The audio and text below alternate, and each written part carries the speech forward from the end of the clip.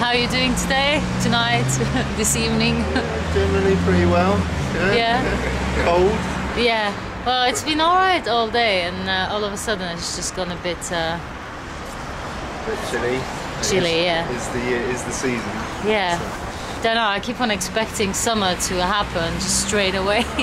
Dreaming of it, to be honest. Yeah. How long have you lived in England? 8 years. I'm still hoping every year that it's gonna happen, but don't know. No. So obviously we're meeting up because you had an album out, I think late last year. Yeah. Breaker, and also to talk about your label. Yeah, sure. And what's been going on. So how do you pronounce the name of Yimino. Yimino? Okay, what's the inspiration behind the name and behind the music? The name, there wasn't a lot of inspiration really. It was a sort of. It was a desperate reaction to not having a name. Yeah, Okay. yeah. It came from song title, and song titles are just being producers. And, you just make a track and you got to save a file, so you call it a name. And sometimes the name sticks.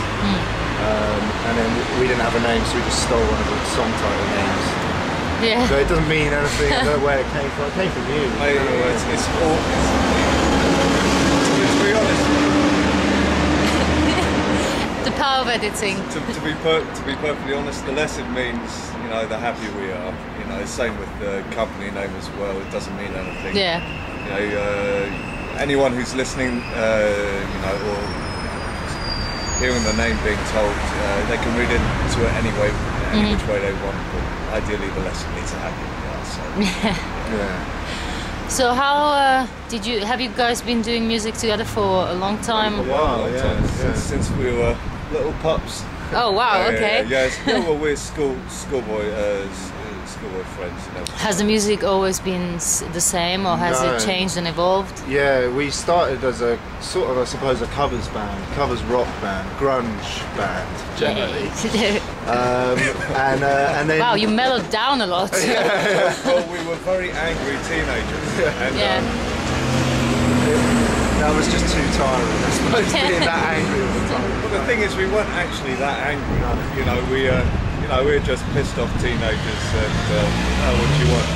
And then, it was just a matter of recording guitars and drums and stuff like this, and coming up with pretty traditional, I say grunge, kind of rocky type of tunes when we were young. But I think it was when we recorded, it all sort of changed because we got into a very basic studio and just started recording, and we were just sort of shocked with what you could do, even with just 4-track.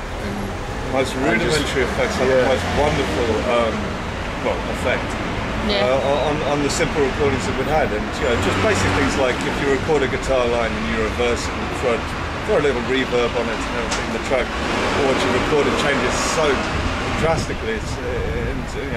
Just these little things were very interesting. Yeah, putting the tape in backwards by mistake, having a whole track playing backwards, and thinking that sounds loads better than when it was going forward. So I think that's what started it, and then we kind of carried on like that for a while as a kind of rocky. It started going ambient sort of rock. Yeah. But I think when we got our first computers and stuff, and Cubase and Logic and stuff, and it really opened it up to what's actually available beyond just playing instruments, just getting stuck into the production and stuff. I remember how it all kind of started with the computers, because initially we'd had the opportunity to become successful rock stars, and I'm sure we would have embraced that, because everything that comes with it is so magical. It's great. And you're growing up surrounded by bands like Pearl Jam and Pumpkins and all these other guys, you see how they live and you see the tour videos and everything, and it just looked awesome. So we tried to create that, but the problem was geography. The guys that we knew who drummed and did the bass guitar and everything, they lived here and we lived there, and it just became an impossibility. So Henry and I were just doing guitar recordings with a bit of vocals. He was singing. Never again. Why? No. Was it singing or shouting? It was a court injunction to stop him from doing either. Whinging, probably. No, he was wonderful. But it was really it was really, you know, getting involved in computer music was really a reaction to that, because just got tired of just doing kind of, not mindless, but just quiet and soulful music only, no beats, no nothing like this type of music. It was, I don't know, it's quite one-dimensional if you're really looking to express yourself in many different ways. Express yourself, you know what I mean? You know, there's nothing better than just putting a nice fat beat behind something. It doesn't have to be aggressive. It's just something nice and strong and confident. And of course, computers provided this for us. You know, you didn't need a drummer. You know, who are notoriously unreliable anyway as a breed. So a computer provides all the beats, and before we knew it, we actually realised that writing music and having a computer do all the hard work for us was a lot better than relying on us to play the music. Because, well, we weren't very talented musicians, you know. You're brave enough to admit it. No. Bravery and honesty, no. Two different things. So, who does what? It's a mix. I mean, when we first started out, there were definite strong points or strengths between us and stuff like that. But I think we've learned off each other now. So I think the field is getting more level between what we do. It's pretty equal now. But he was the beat man. I was the sort of melody.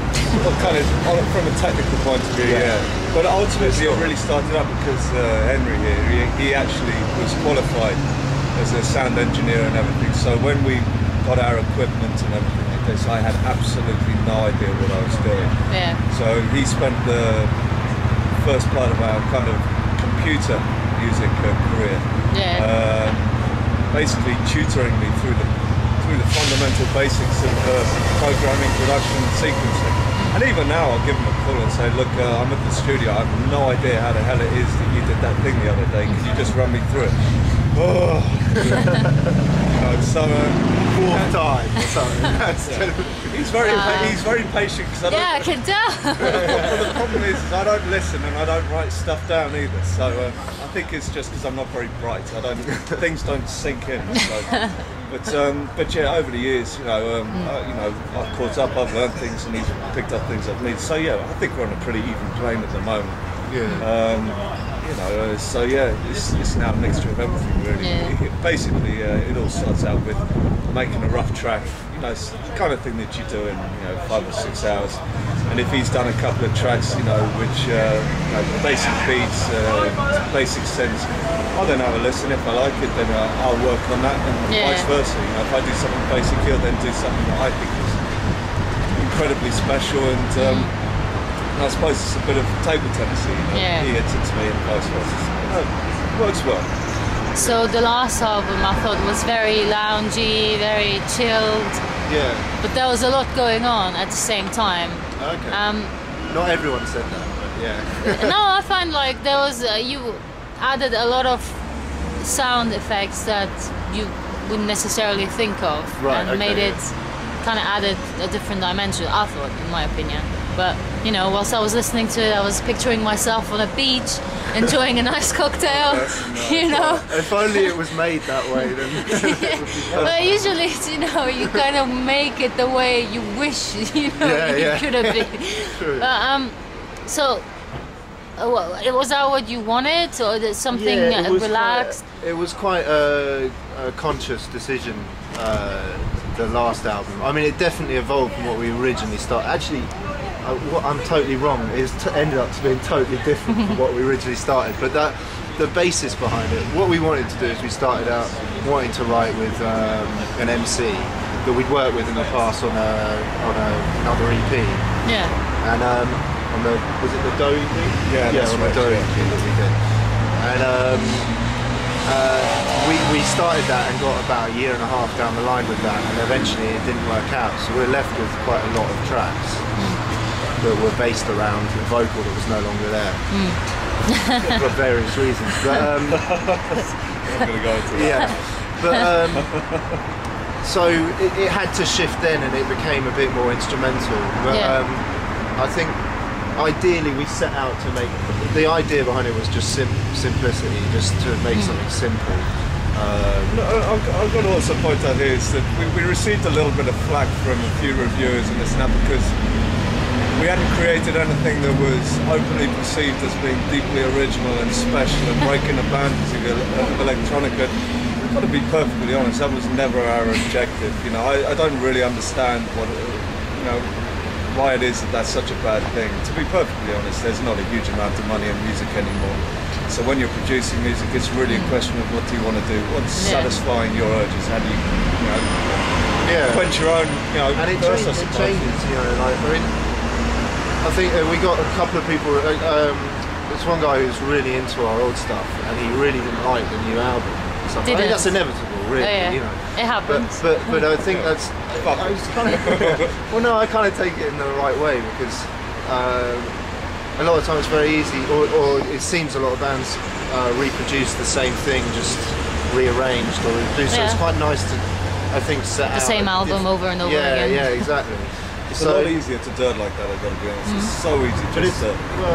Once you got one formula and just reproduce it over and over and over again, it's very easy to do that. So yeah, we were trying to make something that we hadn't done before, but inevitably you end up falling on your old tricks and things that you do. But yeah, I mean, it was a conscious effort to make it simple, but it didn't end up being too simple. But, well, I'm glad you mentioned hip hop, because I thought when I listened to it that there was some definite, like, you know, like old school hip hop influences. Okay, is that only because you were working with an MC, or is that something that you actually, is that music you listen to? Oh yeah, I've got to say that wasn't necessarily our objective. I don't think we're really good enough to sit down and say, yes, we want to create something that's predominantly hip hop or falls into this kind of genre or whatever. It sounds very strange, but maybe not. But really, we just, I don't know. As I said, it's very simple. It's a very simple process that we have. You know, we start out with making a very basic track that, you know, that we feel like doing on at that particular moment, and then really just allow it to grow and develop organically. It's really as simple as that. I think at that particular stage, our general mandate was to produce a nice basic album, not too complex, nice, warm synths, nice warm bass lines, nothing too threatening, and to really work with a variety of live musicians, including a drummer, a fellow we know, a guy called Ed Roughton, who's just a deeply offensive musician. He's just so good at everything, and he happens to be a very decent drummer as well. And he had a lovely studio up in Lincolnshire, so we took a trip up there and just recorded some drums off him, and he was really happy to help out. And just that's how it happened. You know, we didn't really sit down. And Amanda as well, Amanda Zamolo, who sings on a couple of the tracks in there. Done some stuff with Morchiba as well. Okay. Nice. A lot of, she did a couple of tracks on their recent album. Yeah, I think so. Yeah. But yeah, there's definitely that. But I mean, the hip hop side of it. Yeah, I mean, I definitely listen to, you know, a wide range of music, and one that definitely takes me is hip hop, especially from the sort of Daisy age. You know, the Tribe Quest and stuff. But it wasn't conscious. But I suppose that it's not supposed to be influenced really. by whatever surrounds us. I have to ask the names, the track names, and the album names. What's going on there? How do you pick them? Because they all seem so strange and never mean anything to me. Obviously foreign. So. Well, the funny thing is, some names mean something, other names mean nothing, but phonetically they just happen to fall into what's going on with us. Like we did a track called Yanis Naya, which as one word means nothing, but I thought it was Russian. It is Russian, but it's not one word. It's right. You know, so it's a sound. But the thing is, it's just phonetic. See, to be honest, I don't really understand what it means. I've got a Russian wife, so I hear her shouting at me regularly. And there are a few little things like she'll shouting at me, "Что ты делаешь?" You know, and so I think, you know, as she's screaming at me, I just zone out. Like a great track name. Yeah, hold that thought. Can you say that slowly? How do you spell that? Phonetically, I don't know. Exactly, yeah. I mean, they are phonetic. They are generally, like I said, it's like you get forced into it sometimes because it's like cataloguing stuff like on your computer. You don't want it to be really messy, otherwise you don't know where anything is. So you got to kind of get something and stick by it. So you start a track and you leave it as late as possible to save the file, to name it. Because you don't want to then have, oh, I didn't like that name, and change it later or something. But inevitably you're forced into naming it. And you can, we do change occasionally the tracks after they're made. It doesn't work really. Not very often. But generally it's that. I mean, sometimes it's literally hit the keyboard and just see if something comes up that you like. But I think there is a phonetic part of it, something that suits the mood. As you can see, we're very deliberate people. Yeah, absolutely. Very focused, Now the name. Can we leave it as track 5? Untitled 3.5. Well, that would be the easiest. That would be a lot easier. But the problem is we're so anal. You know, we've got these OCD complexes and everything like this. So I'm afraid it has to look good on the desktop, so you've got to name it, and you've got to name the folders and the track arrangements are going to be in and everything like this. So yeah, we started with the track naming. To be honest, the name is basically based around how you feel and what you think would be a good name for a track at that particular stage. So how the track is in the beginning is very different to how it is at the end, but the names stick because we just remember them as those factors.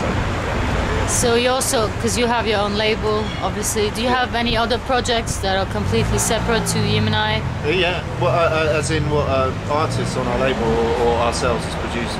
Both? Well, we got 2 other artists on our label. A guy, Music Automatique from Paris. You know, cool. And he's sort of a bit more hip hop kind of based. Sort of instrumental hip hop, I suppose, in a way.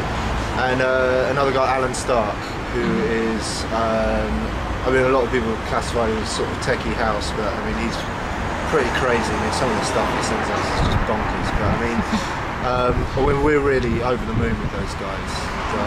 They're not only great artists and got loads of potential, but also just great people. And that's one thing that we've only got, along with us as producers, we've only got 3 artists on our label, and we are looking, and we've got someone else in the pipeline. But essentially, quite happy it has to be good music, but also people we can get on with, because I'm only really interested with working with people who've got a good attitude, and just generally happy to be involved with, you know, the kind of music thing as it is. Talented. Yeah, talented. See, talent's one thing. But the thing is you're always going to get better the more you work. You know, the more releases you do, the more advanced your next bit of work should be. And you know, but if you're working with filth, then you know, and people you don't like, then who cares whether their music's any good? Because as I said before, there isn't a huge amount of money in the music industry anymore. So the question is do you enjoy what you're doing, and do you enjoy the people you work with? If you can only tick one of those boxes, well, then bail out. There's no value there. And we've been very lucky because both Fabian or Music Automatique and Alan Stark have been just wonderful to work with. They just keep throwing music and videos at us. Well, ideally, that sort of environment where you get on and it's exciting. We're throwing ideas towards each other, and they listen to our music, we listen to theirs and stuff, and it's a good environment for things to progress, I think, because I think we sort of look for artists that are open, obviously, to the suggestions that we have, but also, have some sort of firm ground that they want to stick by. But if you're working with someone who just doesn't want to give, then there's no future there really for us. So it's all about getting on, making good tunes and enjoying it, really. To be honest, doing what we like to do, work with people we like to work with. And if we come across someone who's incredibly talented, who has their own ideas and has a bad attitude, they can go work somewhere else. We really don't care. Go swing your big dick somewhere else. I've got no interest in working with these people. But as I said, there are other people that are interested in working, just working full stop, whether it's with us or other people that we're interested in having on our label. But it's a slow but very positive environment to work in. So absolutely, and hopefully, well, I said hopefully, taking a step back, but we find that We signed Fabian first, and was it Alan? I can't remember. That was Alan, yeah. It was yeah. okay. We signed two, Alan. yeah. Which order? They came pretty close together, but we signed Alan, and so we started working with him to help him get his first album done. He didn't really know what he was doing. He had an idea, but he basically asked us, if we could work with him in just getting something organised and getting something produced and released. And when we brought Fabian on board, we were very happy to have him on board. Those two then started communicating together because Alan, of course, was already on the label. Fabian was a little nervous because he wasn't sure what kind of people we were, so they were communicating amongst each other. Got this lovely kind of triangle of love. Yeah. Far from it, but yeah. No, it's nice, and it's a good, positive environment to work in. And as I said, when we look to bring other people in, it'll be purely if they fit the criteria that. But it's working. I mean, we've already got. Fabian's got an album that's just come out, a new album. It should be out in 2 weeks, general release. But that's working well. It's definitely moved forward, and you can tell he just feels more comfortable with what he's doing. Yeah. And Alan as well. Another EP out, 2 EPs out, and another album on the way. And they're so productive now. It's ridiculous. We just can't stop them sending us music. But, they're far more productive than we are. Yeah. It takes us so long to get anything out because I don't know, for any number of reasons. Maybe it's just because we're crap and we're lazy. I don't know, but I don't think so. But for some reason, Alan, he's a very busy guy outside of the music as well, working very, very hard on other things. Yeah. I'm astounded that he has the time and the energy, to be honest, to get the amount of work he gets to. He actually just handed us a bunch of work the other day that blew our minds away. And so there you go, he's already shined us up. And and it's just lovely working with people like that. Just you don't have to push them, you don't have to force them. And in fact, they release music quicker than we can get the contracts out to them. So we're actually now at a point where they just bring us music and then we just say, fine, here's the paperwork, just sign it and get it Just back. sign at the end there where the cross is. don't mind about that bit there. That wasn't there before. Absolutely. Tiny letters, don't worry about that. Well, it sounds definitely like the right kind of atmosphere to be doing music. Yeah. Well, it works for us. Yeah. Well, thank you very much for your time. It was lovely to talk to you. Sorry it's so noisy.